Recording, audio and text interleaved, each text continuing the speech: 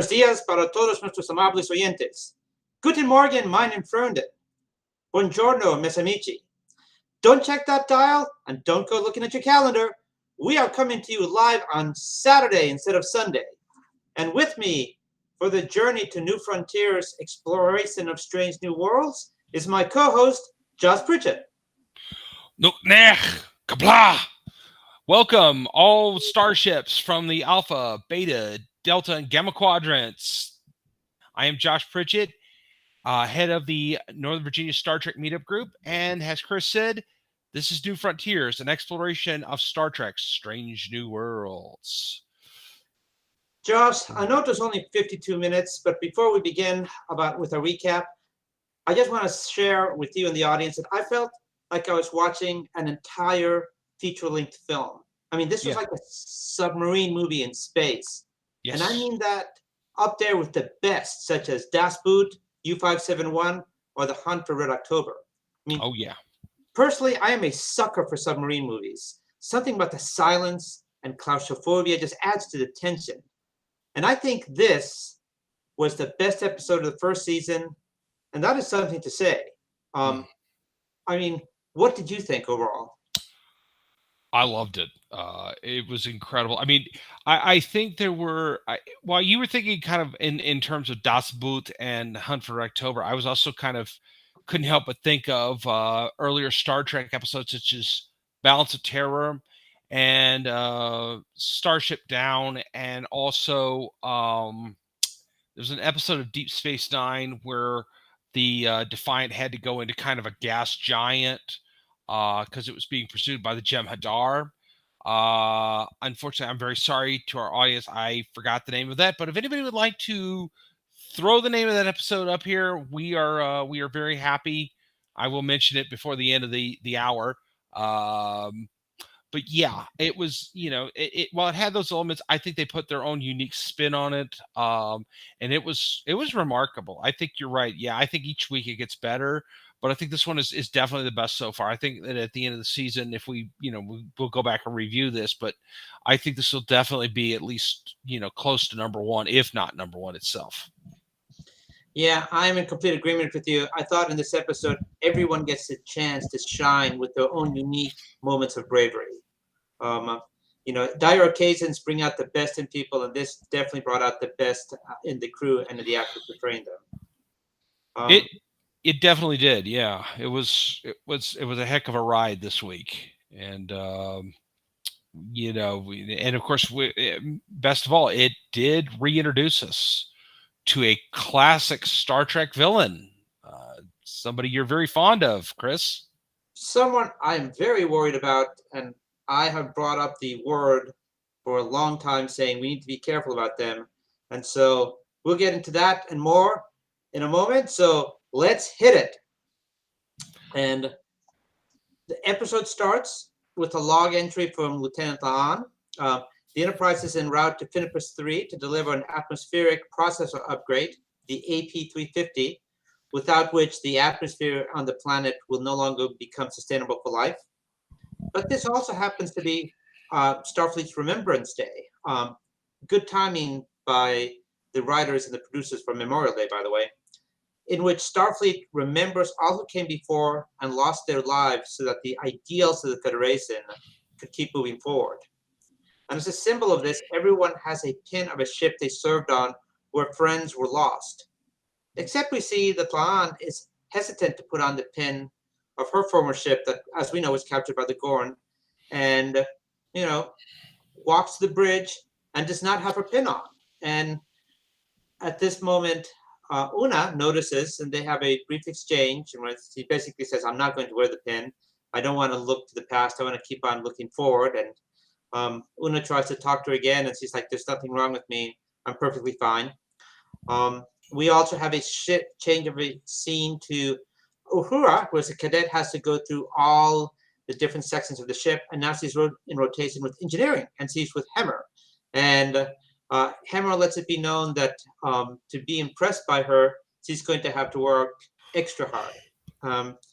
So then we arrive at Finipus 3, and there is no welcome wagon, no hello, thank you for being here. And this worries Pike a little bit, and he asks Spock what the problem could be, and Spock reveals, well, the problem is their communication satellite has been destroyed. And so this causes some concern, and he tells number one to organize a landing party and to recon with caution. And so number one calls Laan, and the next scene is a beaming down to the planet, and it's a mess. And of course, they're armed, they're proceeding with caution, and Laan notices that there is a fierce firefight because there's scorch marks of phaser blasts all over, and there's supposed to be hundreds of colonists here, but they can't find anyone. It's pitch dark, there's flames everywhere, tensions are running high. Uh, one of the party goes against the door, and a huge Doberman appears out of nowhere, but the door's closed, but it just startles them. Until Laan discovers trails of blood, massive amounts of trails of blood, that all converge onto one single spot. And it is a creepy and disturbing moment because it's a huge pool of dried blood. I mean, massive. And there's pieces of clothing strewn everywhere, like loose pants and shoes. And everyone is left to wonder, like, what the heck happened here? And then the scene shifts back to the ship, where all of a sudden a ship appears out of nowhere. And they're not communicating with the Enterprise, and Pike orders yellow alert and shields to be raised. And then all of a sudden, they do communicate with the Enterprise, and they say there's about 100 or so survivors on this ship. And Pike says, okay, well, stand clear. We're going to beam you over, and you can tell us what happened.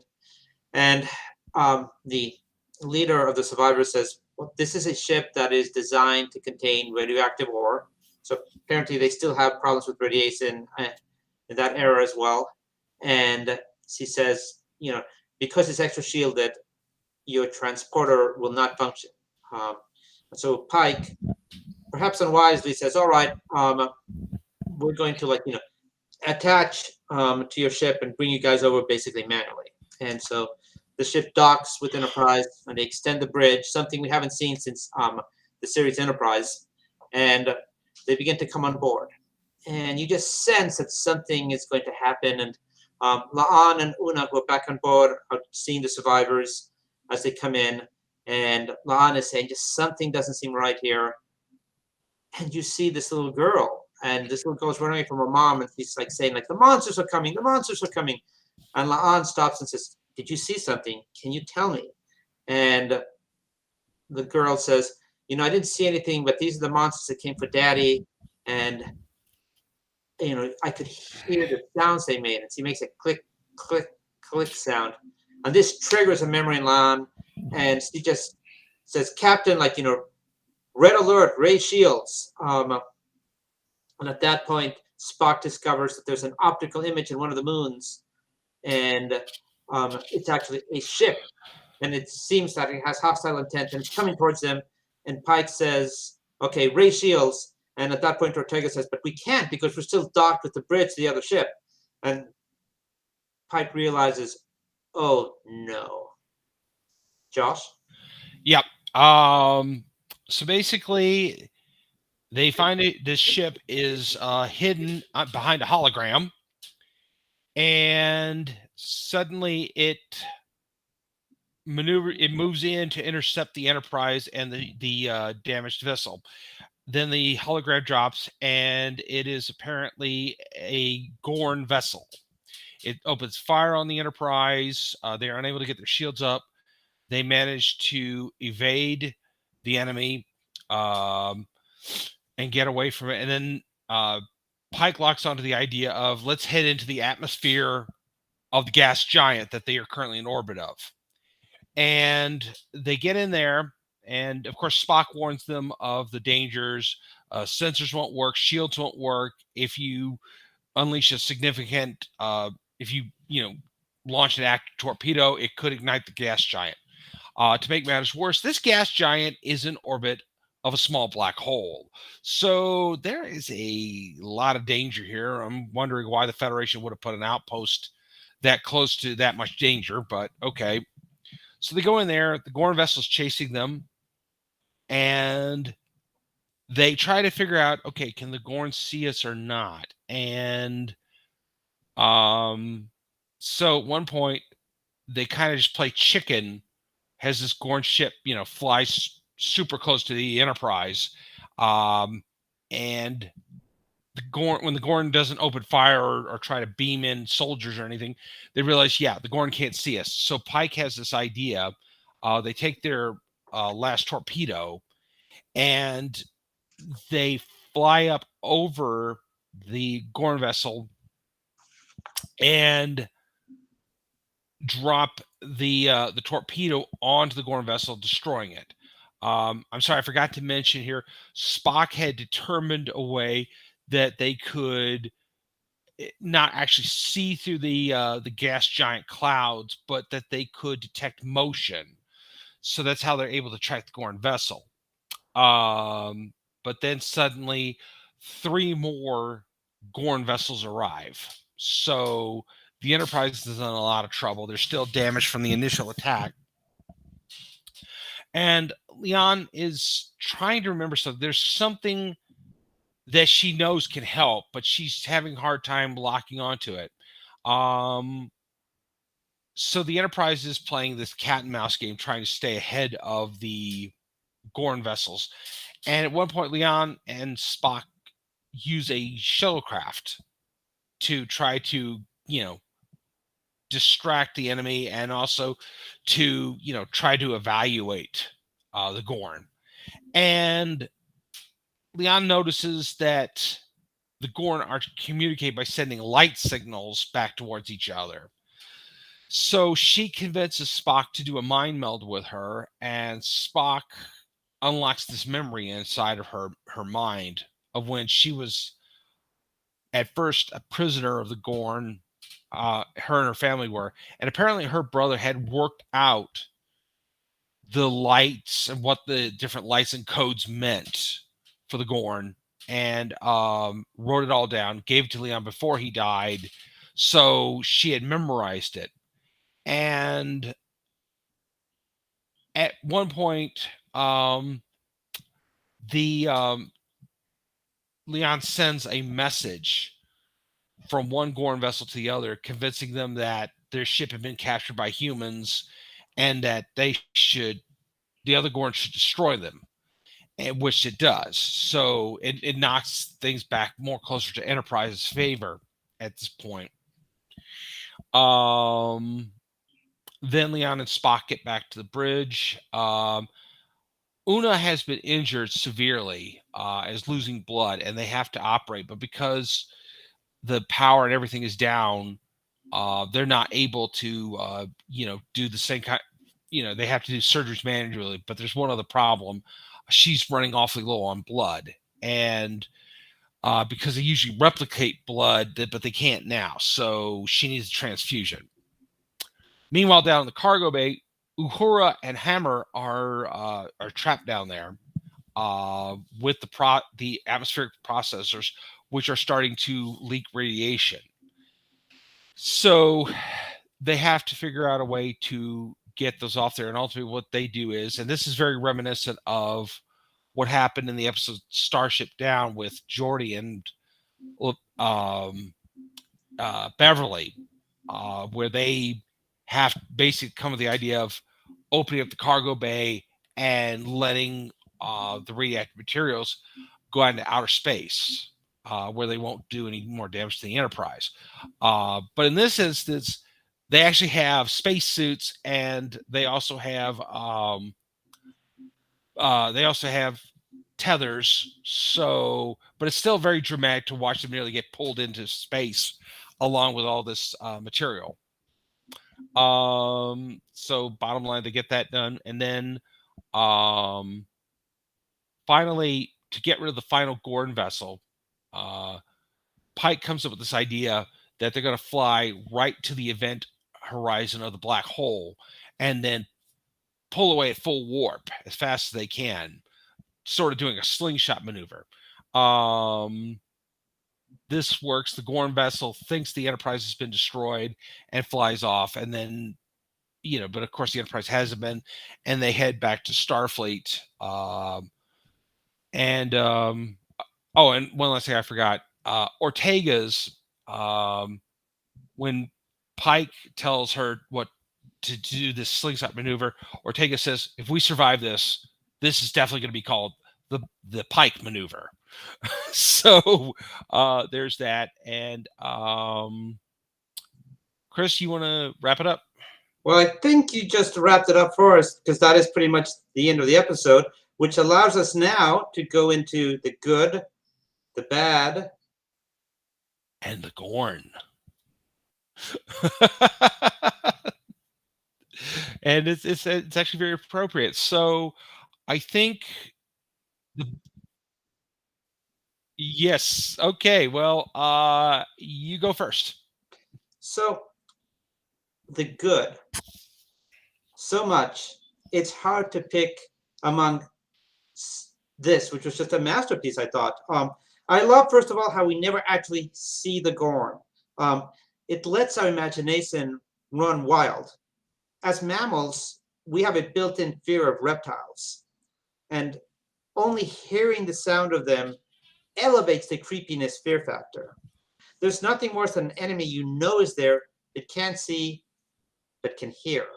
And so the episode allows us for our episodes to run wild of thinking like, what could they actually look like? What are they? So it just builds up the intensity of fear. Um, I also love the design of the Gorn ships. Totally new, even in the way they fly. Um, and the idea of a smaller ships and then a big battle cruiser, I thought is genius and intimidating. I also like the idea of communication using no sound and just lights. That would be an advantage for a predator because let's make no mistake, they are predators if they can't hear you coming, except for the clicks, which would be like highly intimidating because sound refracts off walls. So you'd never really know exactly where they're coming from. And also, I just loved how gory this episode was. I mean, the scene on the planet was straight out of a Sam Raimi movie. There was a lot of blood smeared from different directions into a single spot. Like I mentioned, random items of clothing that had just been discarded as the bodies were tossed into a central heap. I mean, this was all really chilling. Um, and then the sewing up of number one using archaeological medicine when the med bay is down and they have to resort back to like thread and needle. The shot of Hammer's hand in the cargo bay that's been mangled when a weight has fallen on it and needs without being able to use it. And thus, for the rest of the episode, Uhura has to be his hands. And even the guy Chief Kyle tries to rescue when the bulkheads are closing, but instead the guy rescues him as he shoves him through the bulkhead door just as an explosion happens. I mean, there was horror everywhere. What did you think, Josh? I definitely like the horror aspect. As a horror writer, I really appreciated it that they didn't hold anything back. It was very intense, very violent, which I thought for this situation was called for. And yeah, I think as H.P. Lovecraft said, the thing that's the horror that scares you the most is the one you cannot see, the one you don't recognize. And even though yes, we had seen the Gorn before back in the original Star Trek and in various animated and CGI incarnations, we have not seen the Gorn now. And that leads me to suspect that that's something that the writers and the art team are saving for another time, and that very soon we will see we will see this new updated Gorn look. I mean, I'm sure it will be very faithful to tradition, but it will be a lot scarier. I mean, there's a lot more they can do now with makeup and foam and latex that they could not do back in 1966, when was the first time we saw a Gorn. You're right. Yeah. Humans are naturally very afraid of reptiles. There's a fear of them that is just hardwired into us. Even though there are a lot of people that love and keep reptiles as pets, there's a lot of us that are still very terrified of them. Um, I also liked that they had to, resort back to what you said about Una, go back to traditional surgery, which I thought added some drama to it. I also liked, and this is just something I keep harping on, the spacesuit thing. Um, that I appreciate about both Enterprise and Discover and Strange New Worlds and Discovery is that we have readily available spacesuits. Wouldn't those have really helped Geordi and Beverly back in the episode Starship Down, back in TNG? But I'm nitpicking here a little bit.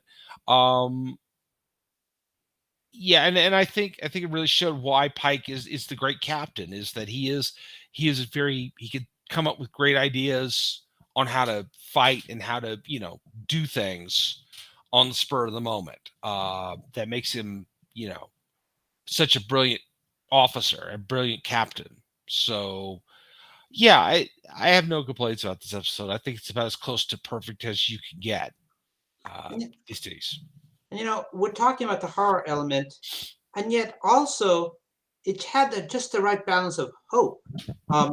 As you mentioned, Pike, for example, him telling La'an quietly that her job is not just to be blunt, but it's also to inspire hope, to get the best out of people. Because if you can inspire people, occasionally you can get a miracle. Hemmer's discussion of what pacifism actually is. Dr. Mabenga hooking himself up to Una so she will not bleed out. Spock and La'an's mind meld. Pike delivering the speech of hope of today will not be our last day, it will be our finest hour, to basically almost will the crew and the ship to survive. I mean, yes, there was a lot of horror, but in contrast, there was a lot of hope in this episode too. I thought it was just the right balance. And also, we learned that the mind meld is a two-way street. Up until now, we have thought my mind to your mind was a one-way street. Yet La'an taps into Spock's own memories of his sister sacrificing herself for him and the entire universe and having to say goodbye. So I thought this was an excellent twist on the mind meld, that perhaps it's because of La'an's unique genetic makeup, or just simply because they both shared a common bond, but instead of being it one way, it's two ways.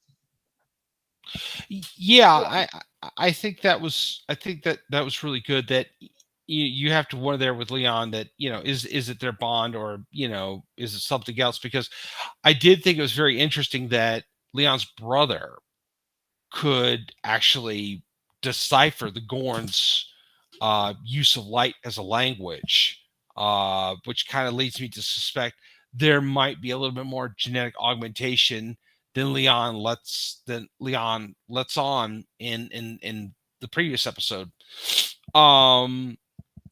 Yes, it certainly does seem like Leon and Spock can relate to one another. They both have lost family that sacrificed themselves to save them, and it weighs on them very heavily. So I think that's really fascinating in itself.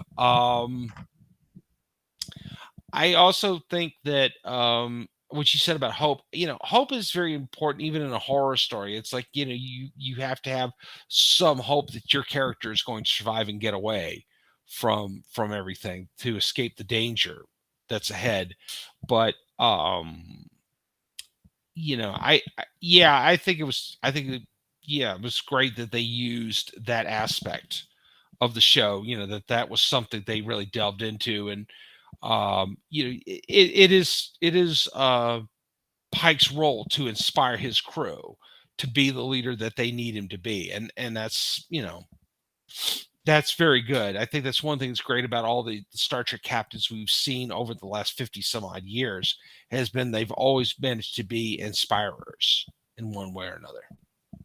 I mean, I think you're absolutely right, and I just want to say that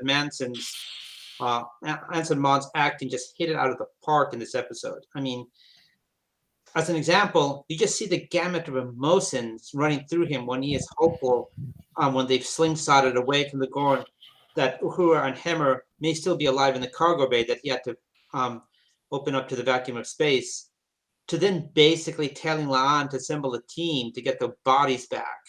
and then he almost drops to his knees when he hears Uhura's voice. I mean, I thought that was great acting of like you just see hope and despair and then relief just like flow through him on the screen. Um, and as a bonus to this episode, we get a Pike maneuver, which stops just short of a Kirk maneuver because he does not time travel.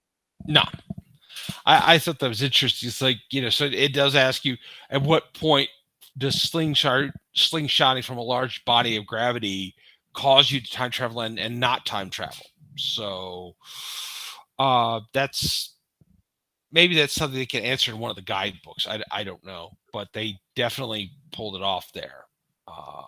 So yeah, great episode. Um, the the Gorn were just, I mean, I would like to see the Gorn at some point, but I think, yeah, because now is just a good time not to see them. For those of you people who don't remember what the Gorn look like, although it's kind of hard not to. I mean, the Gorn have become as big a cultural icon as the Klingons or any other species within Star Trek. So, I don't know, but we have not seen what the updated version will look like. So I guess we'll find out very soon, next few weeks, I hope. Josh, I think it's time to turn to the bad of the episode before we dive into the Gorn. And Yeah. so you're our resident Klingon expert. Is that safe to assume? Hisha. All right. So I learned in this episode a big difference between Klingons and humans. Mm-hmm.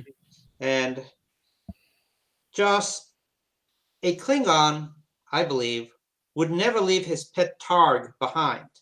No. And yet, the landing party, they left the dog behind. What the hell? That dog is going to starve to death. Hashtag, why did you leave the dog behind? Apparently, we will not leave any Starfleet personnel behind, but if you're a dog, you are on your own. Like, what the heck, man? They did forget about the dog. Yeah, I mean, I hope there was like an aside there when they went back, got the dog, and or be like next week and say, oh, Captain, we got to go back to that planet and get the dog. We forgot the dog. I sure hope so. But Josh, Yeah. tell me, would a Klingon leave his Targ behind? No. Absolutely not. No Targ left behind. No Targ left behind with the Klingon. No Targ left behind. No. It'll be a sign of honor. It would be a high dishonor to leave your Targ behind. Yes, I completely agree with you. Yeah. The other part of this episode I thought was perhaps because La'an was on the surface and was not able to dissuade him from doing this. But I think Pike committed a tactical error in docking with that ship. How did he know those people weren't being held hostage? I mean, if he can't transport through the shields of the ship, he can't use his scans to see if there might be like enemy personnel on the ship. How do you know there's not a bomb on board that's going to be detonated remotely? I mean, there's a lot of unknowns here. If they can't beam them out, then I thought tactically he should have sent over a security team on a shuttle to check things out first, make sure everything was okay, and then perhaps either extend the bridge or maybe tractor them away a safe distance from the planet and then hook up with them. So I thought tactically this was probably a mistake, and I'm chalking it up to the fact that La'an was not on the bridge to tell him, hey, listen, don't do this yet.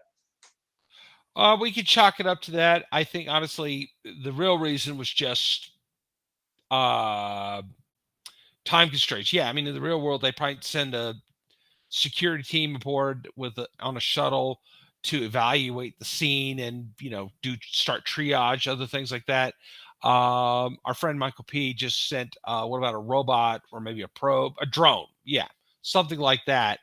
That would have made sense too.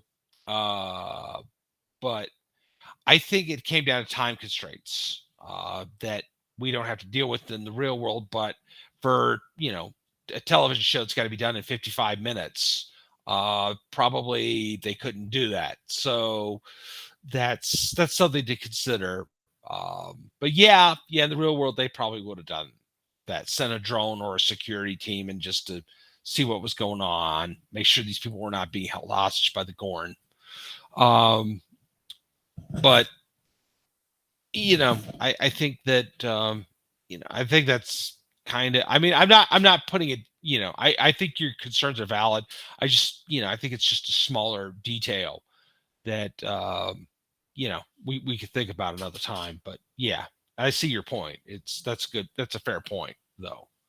I mean, why not just have a tactical team go in first? But What didn't um, work in the episode for you? that is hard to say. I mean, I kept hoping we were actually going to see a Gorn, but if they're still they want to save that for a bigger episode further this season. I could see that. I have faith we will see a Gorn. We will see an updated version of what they look like. That won't just be a guy in a rubber suit. That it will be something more substantive that we haven't really seen before. So What I don't know. I really don't have anything bad to say about this episode. I think it was quite fine. Um, I like the reference back to Discovery when you hear Michael's voice in Spock's memory. Um, More hints that um, um, Michael is also adding. Sometimes it's for dramatic tension. Good point, but I think at the same time, um, no, I didn't really have very much there that I didn't like about the episode. I thought it was just fine. Um, I I really like the fact that what you said. It is an ensemble cast that everybody had something to bring to the episode, and they were wonderful. And I'm looking forward to watching the episode again later this weekend. I So. agree with you. One note I about the Illyrians, apparently while they can expunge from their systems any like disease, but they stop just short of giving themselves a Wolverine healing factor. Mhm. Yeah. Oh yeah. I mean, I kind of, I almost did expect Una to kind of be like, yeah, don't worry, I'll be just a second. Right. Okay, let's do this. It is. you Um, know, yeah. so But now, but then again, just a yeah. sidebar. Rebecca Oh, Romaine does know quite a lot about mutant healing factors. She does have a little bit of a history with that, thanks to a little series of movies she did back in the early 2000s. So, that uh, she does. yes. Um, So let's talk about the Gorn. And as you probably have summarized, I got a lot to say about this. So my time has come. yes. Take it away. Thank you. La'an is right. Plenty of people have seen the Gorn. They just have not lived long enough to share this information with others. I mean, Joss, I think the Gorn are a threat to the Federation that are the equivalent of the next generation's Borg.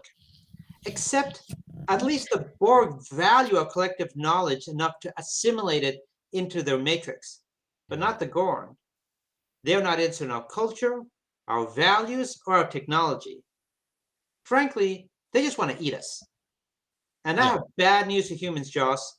After taking out the colony ship that Lon was on, Puget Sound, now the colony on Finipus 3, and now thinking that they destroyed the Enterprise, it's clear that they think they've won and they like how we taste. Joss, there are two races in Star Trek you do not F with. Do you want to guess which one these two are? Well, the Gorn No, not the and, Gorn. well, the Klingons. Klingons is one, yeah. Yes, Yes. Klingon and the Borg. No, not the Borg. I'm going to share it Just with you. okay. The other race you do not mess with is the Grisellians. Um, have you ever heard of the G2 War? Not sure if I have. Why don't you go ahead and tell us about that? Okay. Well, you probably haven't have, mainly because there were no Gorn left to tell the tale. It was the war between the Gorn and the Grisellians. The Gorn attacked one of their hibernation dens, and in response, the Grisellians killed every Gorn in sight. Not a problem with them since. That is the response that the Gorn respect. If I were Pike, I gotta tell you, I might have blown up that ship. Yeah, would have lost the colonists, but he would have not only saved his entire ship, but all the other Federation colonies that might be attacked now because the Gorn are on the hunt. The Yeah. Gorn only understand force, and to quote Sean Connery in The Untouchables, They pull out a knife, you pull out a gun. They put one of yours in the hospital, you put one of theirs in the morgue. This time, you blow up the hostage ship. Next time they try this, you take trilithium and you blow up that system's sun. That is the message you have to send. Mm-hmm. Josh, what do you think of my tactics for dealing with Gorn? Well, it's going to be weird for a Klingon to quote Gandhi, but an eye for an eye makes the world blind. I do think there is some logic to what you're saying that obviously Starfleet has learned over time when it came to dealing with the Klingons. The Klingons, you have to sort of start from a position of strength. You have to show them that you're willing to fight back, that you're not going to be pushed around, and then the Klingons respect you. With the Gorn, however, they are brutal and they are savage. They have no sense of honor, at least not the way we understand it. Yes, they do feel as though probably Earth humans, the Federation, are probably an easy food source. Yes. Even if they did lose 2 or 3 starships in this encounter to one Federation vessel before it was destroyed. But yeah, they are. I'm sure Pike is going to have survived long enough to tell other Federation worlds, or to tell Starfleet rather, that these guys are, a major threat, and we have to be on the lookout for them, and we have to be prepared to fight back. But I think there's also still that mentality of like, hey, we're explorers first and foremost, and the thing is, we have to find common ground to make the Gorn stop doing this. And of course, the thing is with the Gorn is they're not a galactic superpower like the Federation or the Romulan Empire. They're more of a souped up regional power. So a long-term war would not go well in the Gorn's favor at that point. But I do think, yeah, there comes a point that you have to be prepared to, if you see that ship, you raise shields and get ready for a fight, and you have to basically hit them hard in the nose and bleed them. Yeah. To basically get them off your back. I don't know if I would go for the whole idea of blowing up a whole star system, but yeah, you could definitely make an argument for destroying a Gorn vessel or several Gorn vessels to get your point across. They're bully predators. Again, I'm going to reach out to you as a Klingon expert. Have you ever heard of the Gorn attacking the Klingons? Nope. Not, at least not in the shows or movies. Now, of course, Star Trek Online, yes. And in the books, yes, there have been a number of battles between the Klingons and the Gorn, most of which have gone in the Empire's favor. Of just course. Because, we've had we've had an edge in weapons technology over them. That said, the Gorn are still basically relatively a minor power, even throughout the 24th century, that they don't seem to be able to get out of this rut, that that they've got this certain level of technology, which at this point is quite impressive. But would their capital ship have stood up to, say, a Galaxy class or Sovereign class starship? Probably not. I mean, I think it's clear they don't go for the Klingons because they realize the Klingons, as you said, punch back. They go for those who they perceive to be weak. Yeah, I think the Federation. They are bullies. You're exactly right. Yeah, they are. I think the Federation should create a scenario, possibly with the help of a Cardassian. Better if he's a tailor.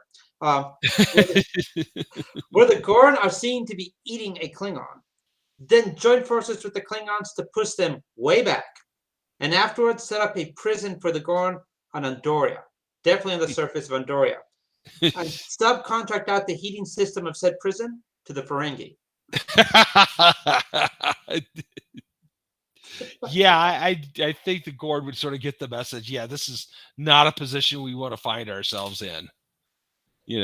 And I do think that, who knows, maybe we will have an episode at some point this season or next season where a Klingon vessel goes toe to toe with the Gorn and the Klingons win. I mean, that would be something That'd be pretty cool. I'd enjoy that. Um, and That's a good segue to yeah, our theories and predictions. yes. So yeah, we do have, obviously, I think, like I said, I think we will see the Gorn again, and I think we will see what the updated look will be. So far in live action, I'm not counting either the original animated series or Lower Decks at this point, even though they are continuity. But in live action, of course, we've seen the guy in the rubber costume from the original that it's become iconic. You see it all the time. Shatner actually did a commercial with a guy dressed up in that costume. Geico. Yeah. So yeah, that was quite interesting. And because let's face it, we Kirk's battle with the Gorn is iconic. It's shown up everywhere. It's in memes. It's in Valentine's Day cards. It's everywhere. Everybody knows that battle. And as hokey as it might look, it's still an iconic thing. So we've seen that, and then of course we saw the CGI Jurassic Park version of a Gorn in an episode of Star Trek Enterprise. I mean, it looked far more like a Velociraptor with longer arms. I mean, it was kind of impressive looking. I mean, it did not look particularly human, but at the same time, it was obviously CGI kind of thrown together. But it Early was it was CGI. fun. It was an appearance by the Gorn. We hadn't had that in almost 40 years at that point. So no, not quite 40, but 35 or so.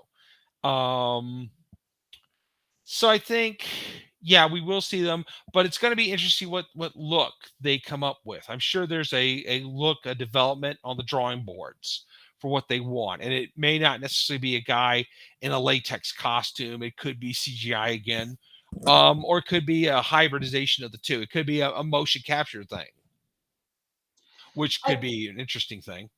I mean, I think you're entirely right. I predict that we maybe not see them, but we're definitely going to hear more about the Gorn because let's face it, they think they won. They ate the colony. They blew up the Enterprise. At least that's what they think. I mean, Mhm. they won. This is going to embolden them. And in a sense, I think the Gorn are the perfect counterpoint to Captain Pike. Pike believes that there's good in everyone and that everyone is willing to engage in dialogue. And like you said, you can find common ground. Not so much the Gorn. Mhm. Really, they just want to eat us. Maybe we taste like chicken to them. Who knows? So the question will be, to what extent will Pike go to stop them? And at the same time, will Laan have any limits on her quest to stop them? Yes, I guess both enemies can get along to an extent. To an extent, yeah. Um, the other thing I think we will see in future episodes is um, each episode this season has started off with a log entry from a different crew member. Um, I think next week we will start with a log entry from Chapel because Mhm. Chapel seems to be more of a lighthearted character, and after something so dark and borderline horror, you need something lighter to sort of cleanse the palate. So I think it'll probably be something involving Chapel.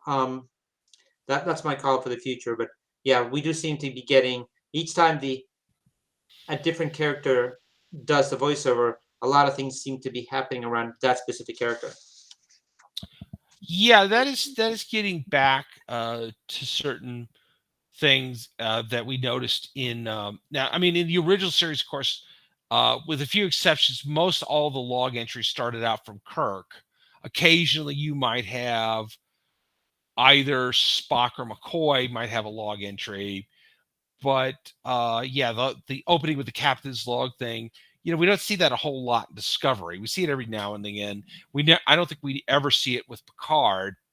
Um, we do with this show, but you're right. Yeah, because I mean, they occasionally did that with like TNG and DS9 and Voyager, was they would switch it around. So like, okay, yeah, maybe Janeway or Picard or Cisco did it the majority of the time, but then you'd also get a lot with Bashir doing log entries, and maybe Dax or Worf or Miles. I don't think we ever had a log entry though by Quark.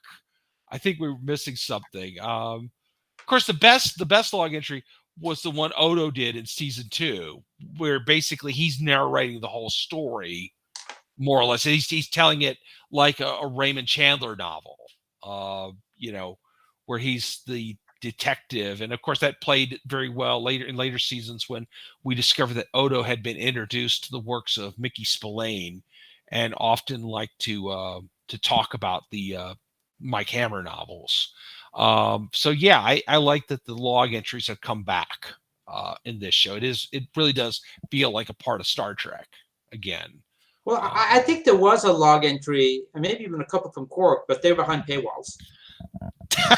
of course they were. um, so, a couple of questions I have here. One is, so based on their experience now, do you think the Spock from Wrath of Khan, when he suggests going into the Mutara Nebula, did so remembering his experience with Pike and the Gorn? Yeah, I think he did. I think he definitely remembered that. Um, I think though it's interesting. Maybe there's reasons that they couldn't do the motion detection thing that he came up with, where he could see displacement of the clouds. Of course, that could have been something that somebody has since thought of and somebody integrated into this script, but they didn't know about 40 years ago when Wrath of Khan came out. So, you know, I think that that's okay though. I do think Spock probably did when he was in a remember this incident when he would be in a later battle, because I mean the writers of this show are Trekkies. They're like us, and they remember all these key details from the original series, from the movies, from the TNG era shows, Enterprise, etc. So they have an idea of what's going on here, and what they can get away with. But you know, I think that they feel like that. Well, they actually know it. Now that I'm thinking about Wrath of Khan, there are a couple of lines, and I can't quote them word for word, but Spock does indicate that he has detected some sort of motion, that he thinks might be coming from Reliant, some sort of turn that he thinks he's detecting. So, yeah, I think it is pretty consistent. So I don't think this is a big deal. I think it's just fine the way it is, and I think yeah, he definitely remembers this going. He will remember this going into Wrath of Khan, which, by the way, to all fans, Wrath of Khan is coming back into theaters later this summer. Um, and anybody who's interested in joining the Northern Virginia Star Trek meetup group, we are going to go see that in theaters. So join our group and come with us to see that later on this year. It's going to be a lot of fun. If you've never seen that movie in the theaters, do yourself a favor and look for it, and try to be there for that event. You will be happy. You'll be very glad you did. Josh, final question before we do our send offs.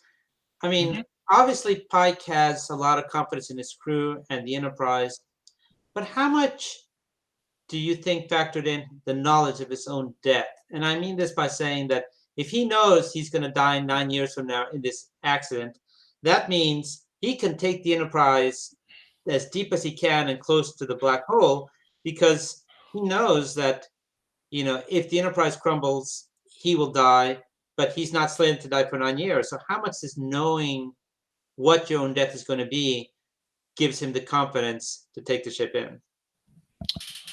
Well, the thing is this: he knows how he's going to die. He does not know how Spock, Ortega's, Una, or Liana going to die. So their safety is always going to be still on his mind. Good point. So, but I think he does have a certain belief in the Enterprise that she's going to be okay, that she can go, that she can take it, that he can push those limits. on his ship, and she'll come out okay. Um, I too wondered about that. Is it's like, okay, is there just an arrogant assumption on his part that, oh, hey, I'm not going to die, so clearly the Enterprise is going to be fine. But I think, given what we know about his character, if he thought it was an unnecessary risk, Yeah. or for someone in the crew, okay, he wouldn't take that. But I think that overall, I think this was more about just him pushing the ship's limits and seeing how far he could make it go. Because they were in a desperate situation, they needed to do something here. So I also like the fact that they used the gas giant, because it always seems like traditionally in Star Trek, we don't always go to the gas giants in a solar system. We're always going to like the habitable planets, and it's nice to go to a planet that, okay, Jupiter is as much of a planet as Earth. It's just bigger, and it's mostly gas with possibly a solid core somewhere deep down in there, but we don't, we're not 100% certain, I think, at this point. So, but it is nice that they were using a gas giant in this I to be, agree. yeah, rather than just, just somebody's nebula out. That was kind of cool. So, yeah. Well, Josh, you've mentioned the Star Trek Virginia group. Do you want to start us off with our send-offs? Yes. Okay. Thank you, Chris. Um, okay. Well, as always, you can reach me at Josh Pritchett Jr. on Facebook, or on the Northern Virginia Star Trek Meetup on meetup.org. My book, Bigfoot and Other Tales of the Supernatural, is still available on Amazon and Kindle. And in 2 weeks, I will be attending the Bigfoot conference in Stanton, Virginia, where I will be selling copies and other items. So anybody who is watching this and maybe in the Stanton area and has an interest in Bigfoot, come on by, come see me. I would love to talk with you about Star Trek or Bigfoot or the history of professional wrestling, if you like. Those are some of my subjects of interest. Chris? Thank you, Josh. For anyone out there, you can follow me at Verde Cosplay on the gram. But more importantly, if you'd like to meet me in person, and Josh and I are going to be at AwesomeCon next week here in Washington, D.C. I invite everyone to come to AwesomeCon. It's a fantastic show. And I will be headlining Saturday at 7 p.m. the panel on who is worthy of lifting Mjolnir. Is Thor himself still worthy of lifting Mjolnir? Is there a villain, perhaps Wanda, perhaps Loki, Strange Supreme, who might be able to lift a hammer? Come find out at 7 p.m. on Saturday. And in addition, our own producer, Brandon Troy, on Sunday of AwesomeCon at room 209 at 12:45, will be in charge of the panel Cheesy Line Readings. So make sure to come out to AwesomeCon. And make sure to come out and say hi to Josh and I. We will be live from AwesomeCon. And I'm hoping, Josh, you're going to be at the panel at 7, right? I am, yes. I am planning to be there. I may have to run, go get dinner, and then come back, but I am definitely going to be at your panel on Saturday. And we'll both be at Brandon's panel, our producer, on Sunday. So Yes. AwesomeCon is next weekend. Come, enjoy it, meet us. And if you can't come, you can follow Josh and I right here at Movers and Shakers. Yes, they can. And with that, we will see everyone here next week. And take care, live long and prosper. Kapla! Bye, everybody.